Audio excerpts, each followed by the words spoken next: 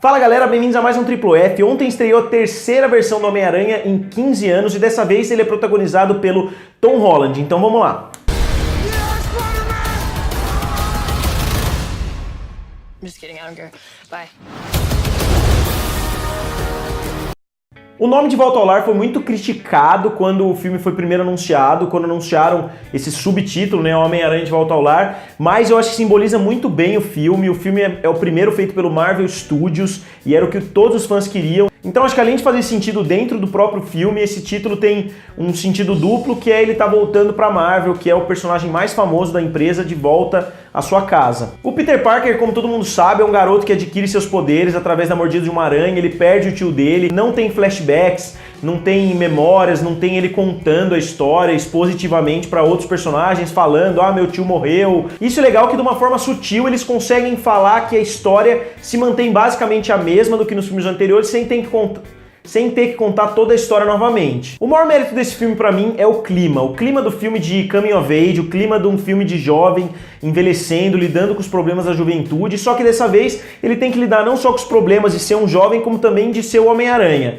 E eu acho que o clima do John Hughes é presente no filme todo e eles não tentam nem disfarçar isso. Tem momentos do filme em que eles estão passando e tá passando Ferris Bueller's Day Off na televisão. Então acho que as homenagens estão no decorrer de todo o filme e eu acho que nesse sentido o filme é bem original. É o primeiro filme de heróis que eu me lembre que tem esse clima de uma comédia de coming of age, de um filme de adolescente mesmo. Grande parte do filme se passa na escola e as cenas da escola são bastante interessantes.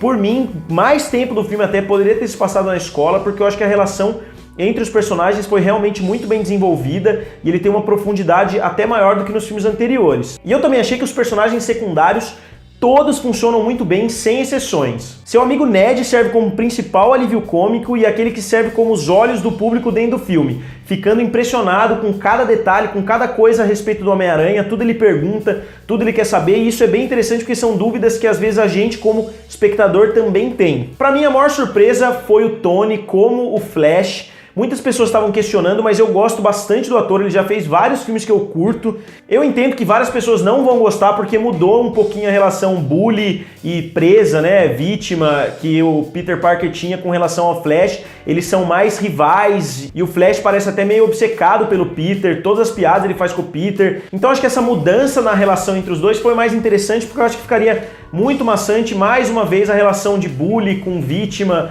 e etc. Eu acho que eles tentaram dar uma cara nova para essa relação entre os dois e, a meu ver, funcionou bastante, mas eu entendo que muita gente não vai gostar do Flash Thompson nesse filme. As duas mulheres do grupo, na minha opinião, convenceram muito bem, tanto o interesse romântico dele no filme, quanto a amiga esquisitona ali. Eu acho que as duas convenceram, as duas realmente parecem meninas de colegial e não mulheres como as dos filmes anteriores.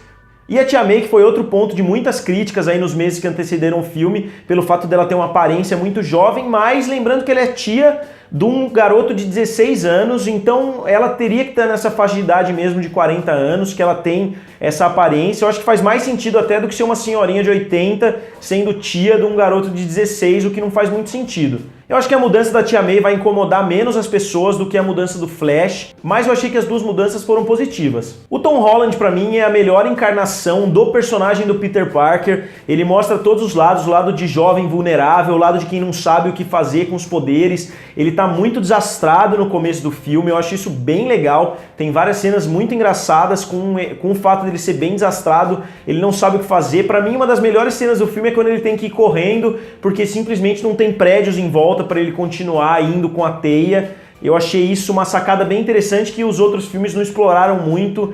E eu acho que ele mostrou melhor do que ninguém a dificuldade de balancear ser um jovem e ter que ser um super-herói e ter as responsabilidades de ser um super-herói. E tem uma cena, inclusive, onde ele tem que deixar de participar de um dos maiores eventos da vida dele para fazer a coisa certa, para ir atrás do bandido. Então eu devo admitir que o roteiro para mim foi perfeito, tudo encaixou muito bem. Porém, eu não fui muito fã da direção do filme. Eu acho que perdeu várias oportunidades. As cenas de ação não são tão bem coreografadas, o que é uma surpresa porque o Tom Holland é quase um ninja da vida real, ele fica postando nas redes sociais várias coisas, fazendo vários malabarismos. Eu acho que eles não aproveitaram isso muito bem nas lutas, mano a mano, ou até nas grandes cenas de ação, que eu acho que ficou faltando uma pitadinha de inspiração. inclusive na cena final, que eu acho que ficou bem aquém do esperado. Não que precisasse ter mais cenas de ação, eu acho que eles balancearam bem o tempo de ação, o tempo de momentos mais pessoais, mas eu acho que faltou um pouquinho de inspiração nessas cenas de ação. Pra mim, esse é o único aspecto que essa nova geração de filmes do Spider-Man perdeu das duas anteriores. As cenas do Sam Raimi são simplesmente fantásticas. A luta entre o Spider-Man e o Dr. Octopus está entre as minhas 10 lutas favoritas do cinema. E os efeitos especiais, pra mim, são um ponto alto dos dois filmes do Mark Webb. Eu não gosto de nenhum dos dois filmes, principalmente a Ameaça de Eletro, que eu acho uma desgraça, mas a gente não pode negar que os efeitos especiais daquele filme são realmente muito bons. O 3D do filme era muito bom também, e eu acho que esse filme ficou um pouquinho aquém dos 5 filmes anteriores. O que é meio compreensível, porque o orçamento desse filme também foi bem mais baixo do que os filmes anteriores do Mark Webb. E o Michael Keaton, pra mim, concluiu a maior jornada de todos os atores em filmes de super-herói. Ele fez o Batman, que foi um dos mais icônicos heróis até hoje. Ele fez o Birdman, que é uma sátira muito boa de filmes de super-herói. E agora ele fez outro Birdman, né? Ele gosta de bichos voadores. Ele fez outro Birdman, que é o Abutre, que é o vilão desse filme. Eu achei um dos melhores vilões do MCU e dos vilões em geral, aí desde o Coringa. Em termos de motivação, eu acho bem revigorante ter um vilão que é simplesmente um humano normal, querendo ganhar dinheiro para sustentar a família dele. Ele não tem um plano vilanesco maior, ele quer simplesmente sustentar a família por algumas coisas que aconteceram no começo do filme. As motivações dele acabam sendo bem claras, e um vilão não precisa ter superpoderes ou precisa ser super malvado para ser um bom vilão. E um plot twist no filme acaba aprofundando demais o personagem dele, o que eu também achei muito interessante. E tem um momento em específico entre os dois que é um dos momentos de tensão extrema misturado com comédia, o que é extremamente difícil de fazer num filme. Eu acho que acabou sendo um dos momentos mais tensos que eu já vi em um filme de super-herói, e ao mesmo tempo a cena consegue ser bem divertida. Quem já assistiu o filme vai saber a que cena eu tô me referindo, que pra mim é uma das cenas mais incríveis desse filme. As referências do universo Marvel estão espalhadas, salpicadas no filme todo, e eu acho que foi muito importante para esse primeiro filme conseguir criar uma conexão grande entre o Homem-Aranha, que é o novato da turma, e o universo da Marvel. Eu acho que essa era a maior tarefa do filme, além de estabelecer o personagem, era integrar ele ao universo, e eu acho que eles fizeram isso muito bem. A presença do Homem de Ferro, que foi alvo de muitas críticas, que foi alvo de muita picuinha entre os fãs, não foi nem de longe um problema. Na verdade, ajudou o Peter Parker, porque o Peter Parker tem o Homem de Ferro como ídolo em muitas encarnações dele, tanto nos quadrinhos quanto nos desenhos. Então achei bem interessante a relação de mentor e aluno que eles têm no decorrer desse filme todo. Achei que a participação do Homem de Ferro foi muito positiva. Relembrando os diversos momentos do filme, para mim o grande problema mesmo foi a ação. Como eu falei anteriormente, faltou um pouquinho de inspiração. O filme não tem grandes problemas estruturais, o roteiro é bem conciso e bem focado naquilo.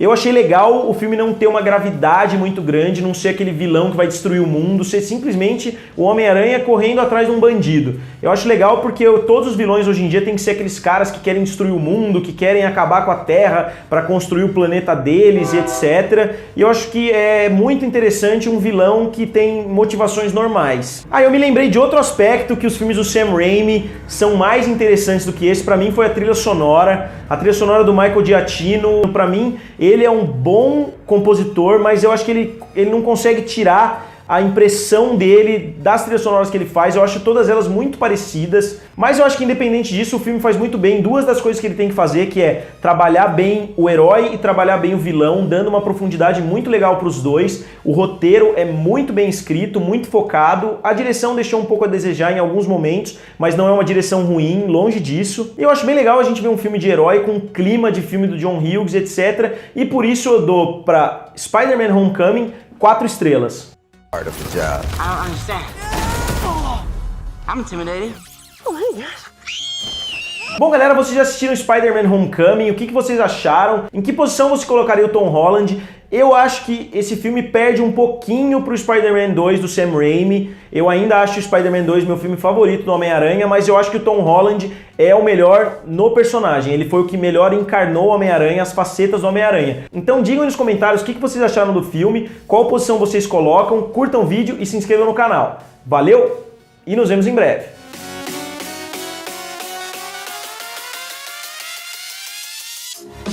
Bom, galera, agora eu vou fazer uma cena pós-crédito. O filme tem 2 cenas pós-crédito. A primeira é uma cena interessante que tem tudo a ver com o filme, é uma cena com o Abutre, então ela tem um link muito legal, ela poderia até ser o final do filme e não ser uma cena pós-crédito.